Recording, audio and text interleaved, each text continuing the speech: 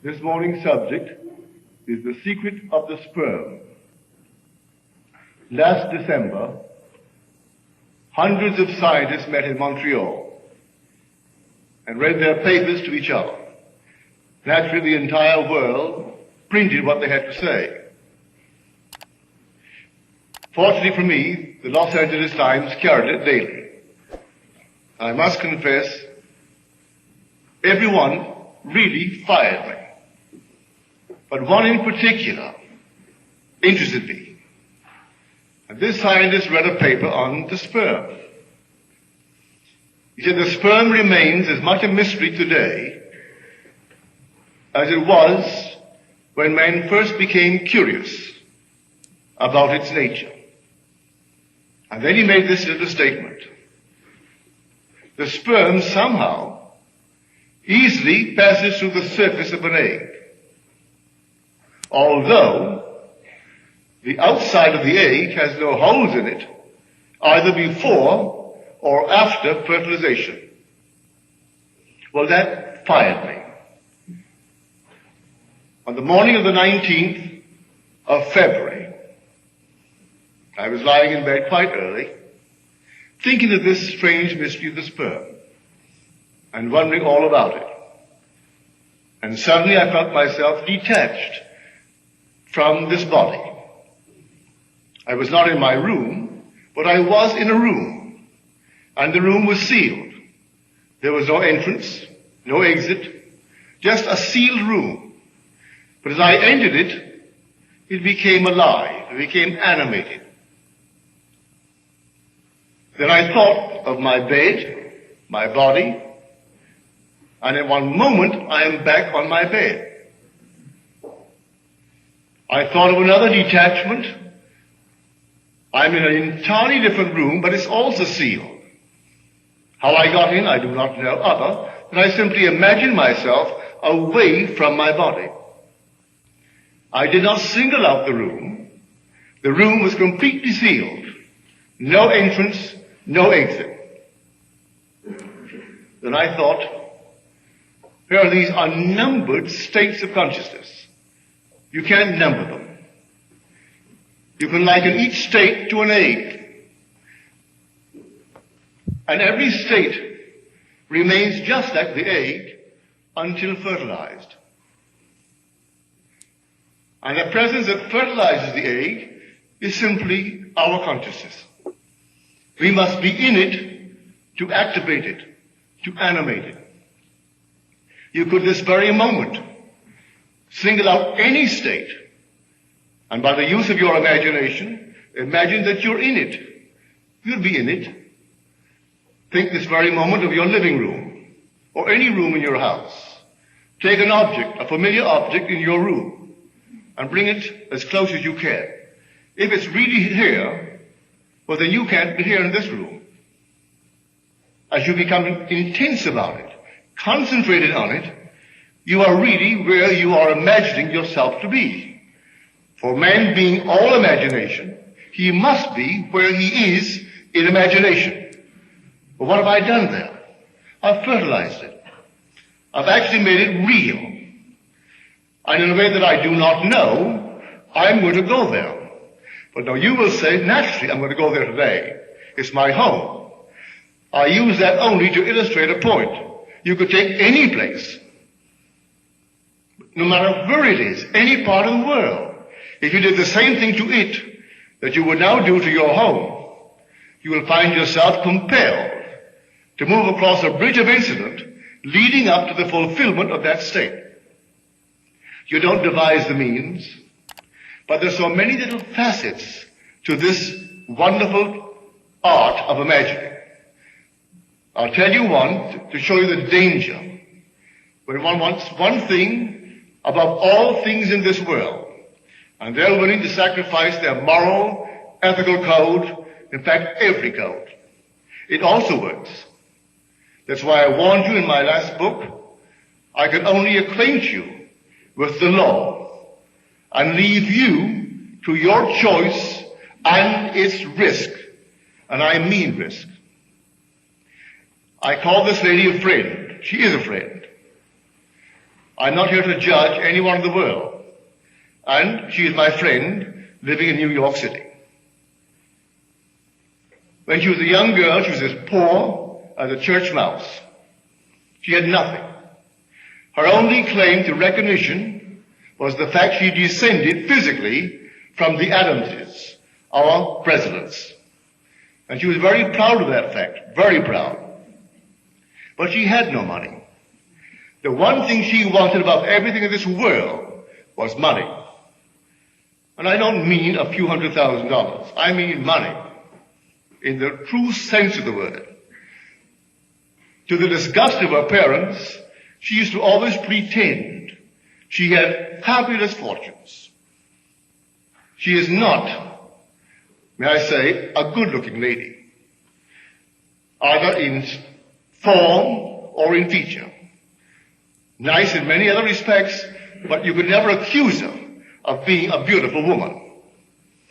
But nevertheless, she dreamed the state, and she just simply wanted money. At a party one day, she met a young man, just a few years her senior. He had money, multiple millions.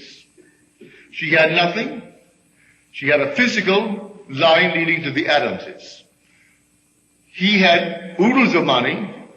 His line led to one of the bishops of New York State. I do not say this to in any way discourage you in your admiration of some bishop or some man of the cloth. But his grandfather was a bishop in New York State. He knew all the lovely parcels of, well, real estate, where tomorrow, if you could hold on to it, what it would be worth. And so here's a bishop of the church.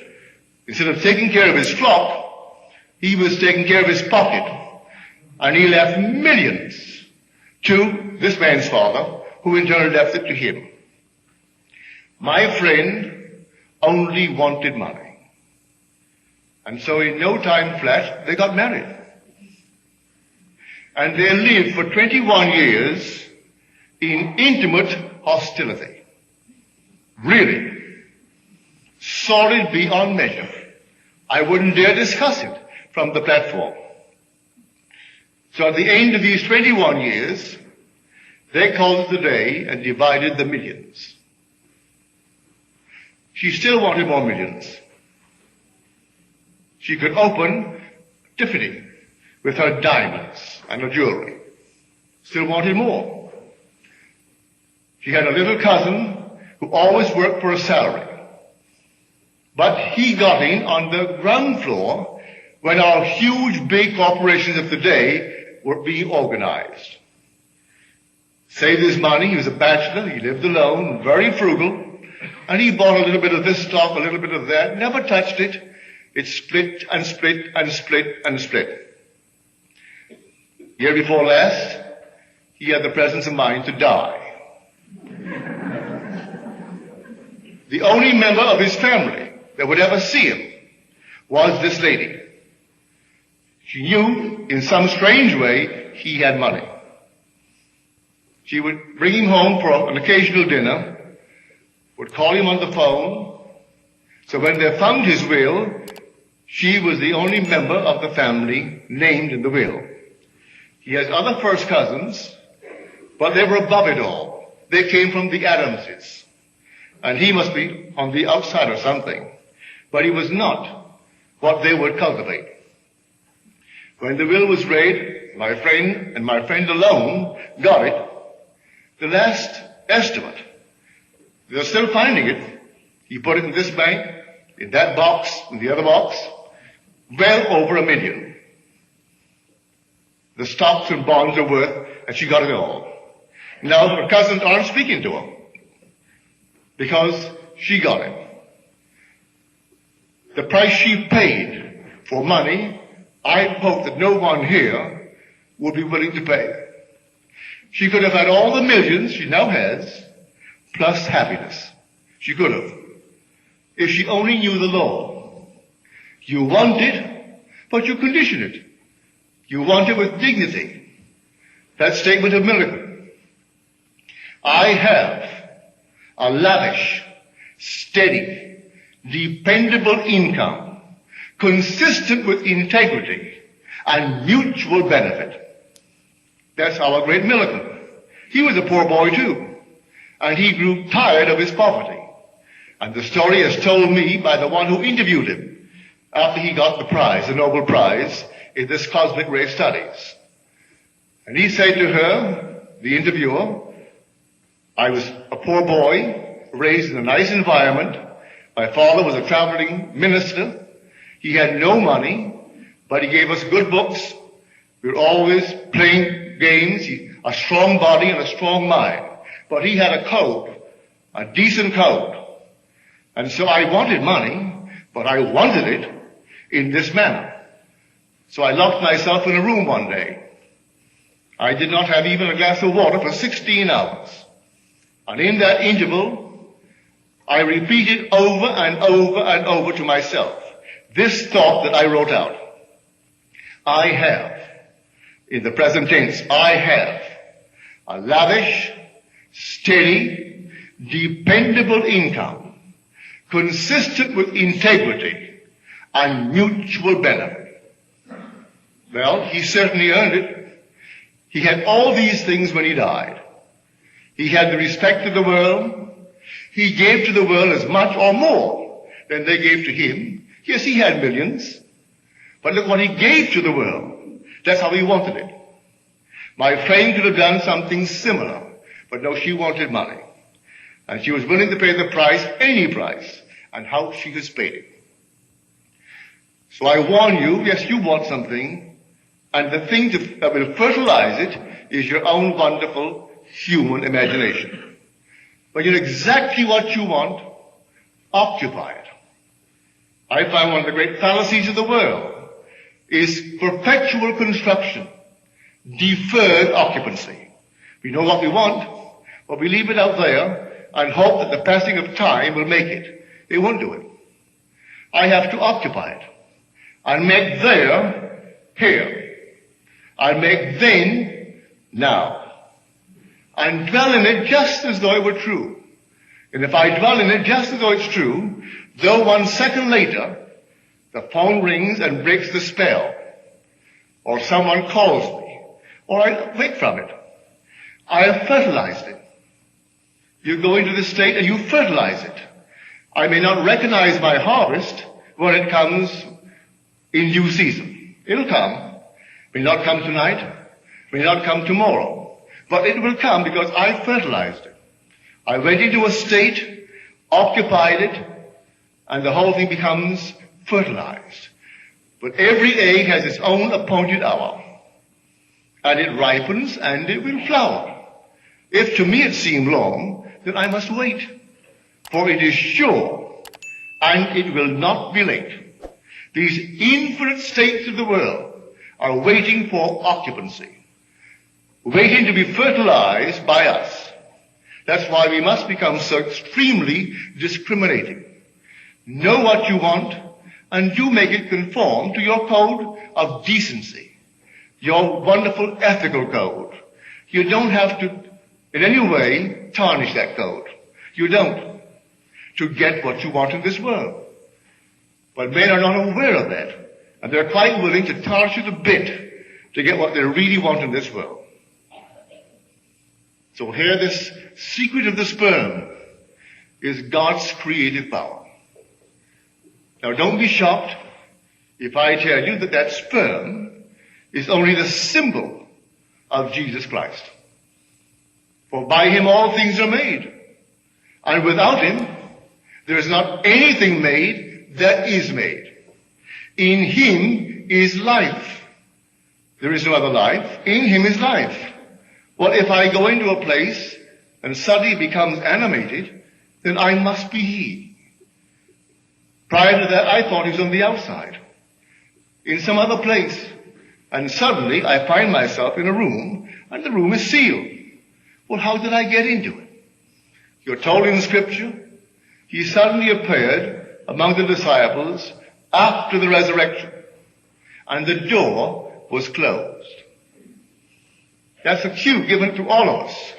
It's not a man. It's a supernatural power in man. That supernatural power is your own wonderful human imagination.